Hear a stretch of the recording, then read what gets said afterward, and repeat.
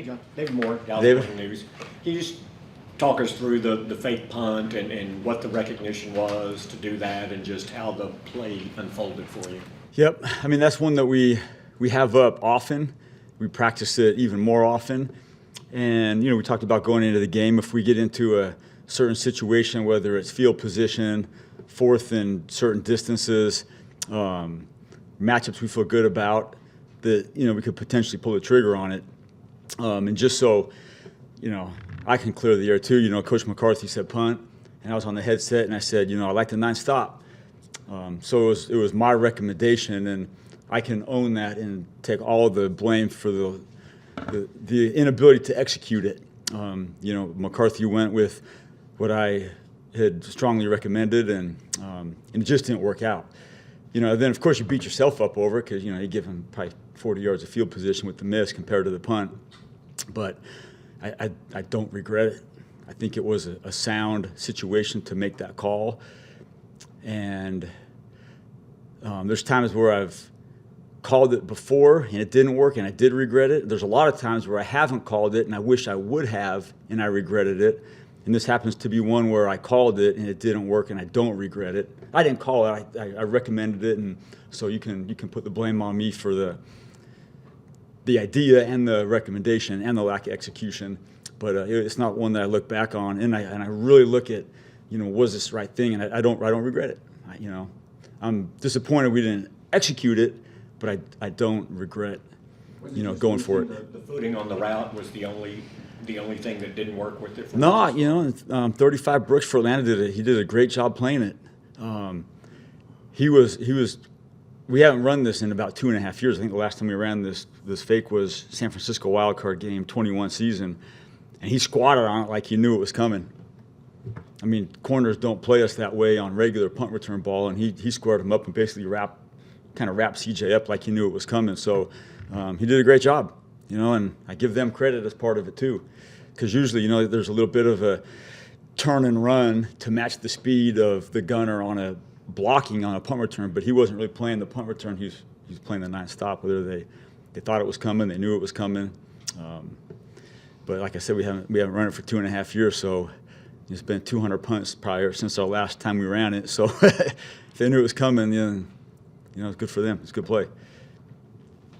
Todd Archer with ESPN. Is there a time and score? Are you thinking of all that sort of stuff before, other than just, hey, we've got this in the bag, we've worked on it in practice, it'll do well? How much do you factor in first drive of the third quarter? Yep.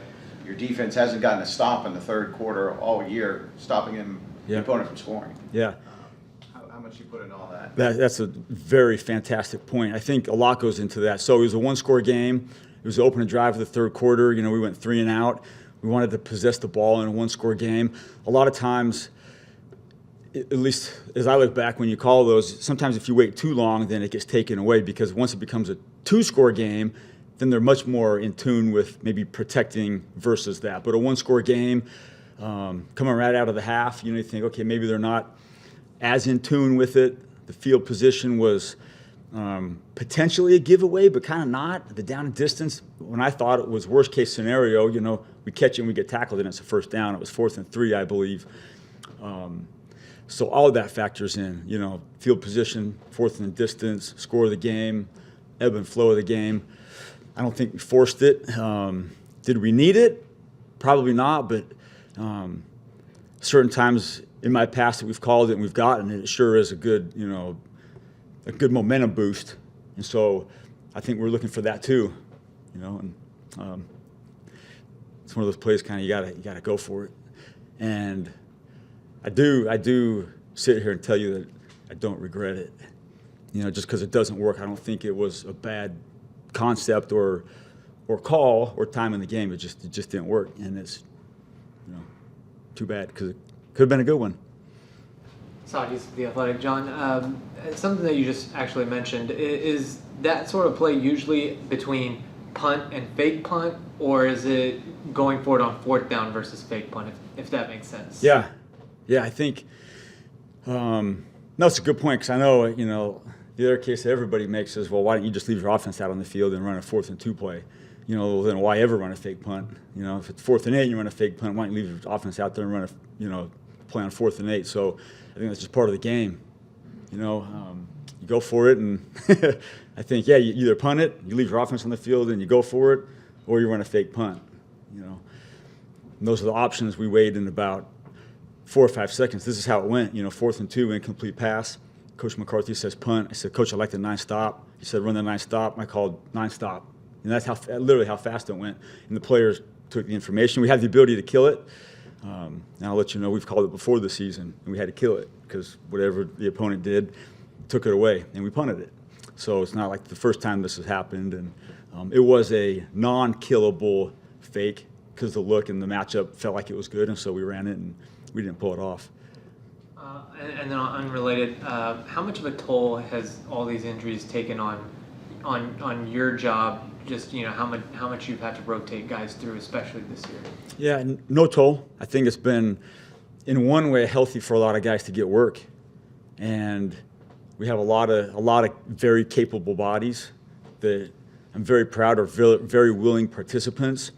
So sometimes your experience is pulling teeth a little bit to get guys to do it, but we have a fantastic room. Everybody has played, and everybody who hasn't played yet knows they're probably at some point going to play. So there's been no toll. I think it's been an awesome challenge, and it's been great for a lot of guys to get a lot of work. And that's kind of the injury toll that it's taken is, you know, in one way, is a little bit of a blessing in disguise. It's costing us a little bit with some, you know, some things as a team and on special teams, but absolutely no toll taken. Absolutely no excuses for anything. I think our guys are competing. You know, you guys have asked about the fake punt, but there's about 24 other snaps in the game that I think our guys competed at a very high level. We had an outstanding punt return game. Our kick return got called back for a holding that, you know, you could look at the tape.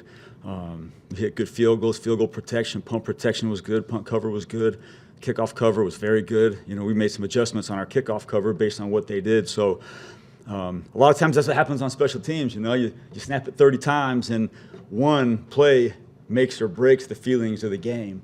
And so, you know, after the game, I'm like, I'm kicking my ass about the fake punt. But then you watch the tape, and it's like, man, Damone Clark, Buddy, Marquise Bell, you know, Wanye, and Mukawamu, and CJ, and Josh Butler was his first game. You guys battled your ass off, man. Like, that was competing. Like, that was playing, man. That was NFL football. And then the one dent diminishes that from the feelings of it, you know, but I just make sure that you guys know, like, battle, man, battle. Keep on doing it. Joe Hoyt, All City Dallas. Maybe I'm over theorizing here, but when you have a play like that fake punt, when they kind of almost can see it coming when that corner squats like that, Yep. do you do like a self-scout thing of like, was there any kind of potential, you don't have to get the details, but potential tell, or was there any potential signal maybe that we might have given that a fake punt was coming or anything like that? Yeah, no, for sure. You know, you can look at it and there's nothing about it that would tell unless they're just playing it. You know, could be, you know, to our sideline, which isn't really a thing. Could be a boundary thing. Could be a 4th and distance thing. You know, clearly there's a history of throwing these routes, you know, over the last 15 years. We've done it, you know, probably on average once a year. So that could be a factor that fake history still is in play. But yeah, no, with that fake, there's no signals or communication. It feels and smells and looks like a regular punt, and, you know, give credit sometimes where credit's due. 35 did a great job when we didn't get it done, and I think it was the right thing to do, though. Nick Harris, Florida Star Telegram, roughly halfway through the season now with the new kickoff rules. How do you feel like Kevontae Turpin has really been able to succeed under the new rule? Yeah, when he gets the ball kicked to him, I think he's been really good. And we had one, you know, yesterday, and they tried to hit him out of play. That was a mishit that we fielded. But we know we're not getting the ball kicked to us intentionally. You know, San Francisco did a few times, New Orleans did a few times. Those are the only games that we felt like we were given like a real opportunity to compete, you know, with the ball intentionally in play. But I think he's a great returner for this new KOR, you know, style. And then, of course, his punt return game, I think, is tops in the league.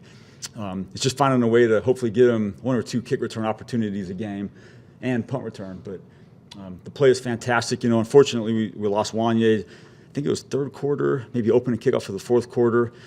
And it was not a big collision, and he went down. So we're hoping he'll be back when he's healthy.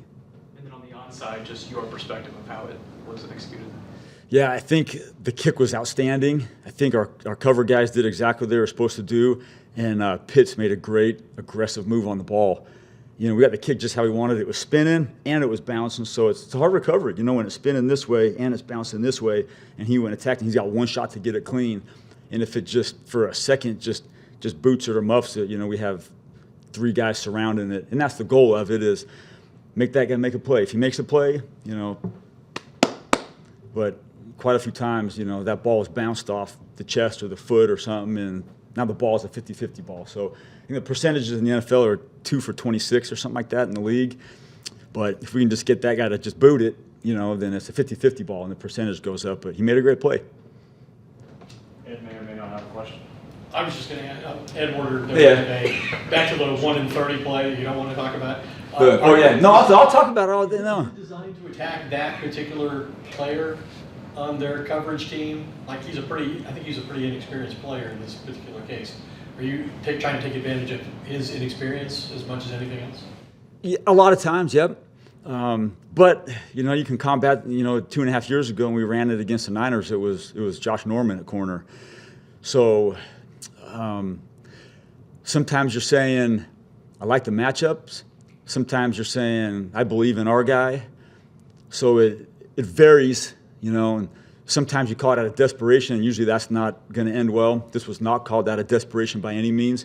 So a lot of factors, you know, a lot of factors. And I look at it like I made a very quick decision to recommend it to coach, you know, and I have to own it. And there has been, like I said, you know, 5 minutes ago, there's times where I've hesitated and the game gets away from us. And damn, if we would have run it, maybe it would have changed the game a little bit. You know, and I didn't. And then sometimes I called and I said, we probably forced that thing. You know, it didn't work. Should have punted it. And this doesn't feel like one of those. You know, I know it does because we lost the game, but I don't like to, you know, second guess just because things don't work. I second guess it if it maybe wasn't the right time or place, but I really feel like it was. And it's arguable. I get it. A lot of people can say, you know, you shouldn't have. You know, and that's fine. Maybe we shouldn't have. But I feel like sometimes we had to go for it, and that was one that I'll remember and regret later, but not right now. I don't know. When you make that recommendation to Mike and it doesn't work out, how is he again at listening to further recommendations? Probably less. Yeah, I get it. You know, when you get a chance to run a fake punt, you're like, okay, we got to make this work so we can do it more. You know, and if it doesn't, then you know it's less likely to call it again. But that probably goes with everything. You know, hey coach, you know, against Detroit, you mind if we bring this one out from deep? You know, we brought that one out from 9 deep. We had a 79-yard kick return, so okay, we can bring him out from deep. You know, so yeah, I mean, every game is different, but yeah, I mean, your successes, your failures definitely dictate probably your opportunities or lack thereof that are next. Football. Wonderful, isn't it? Thank you. Back at it.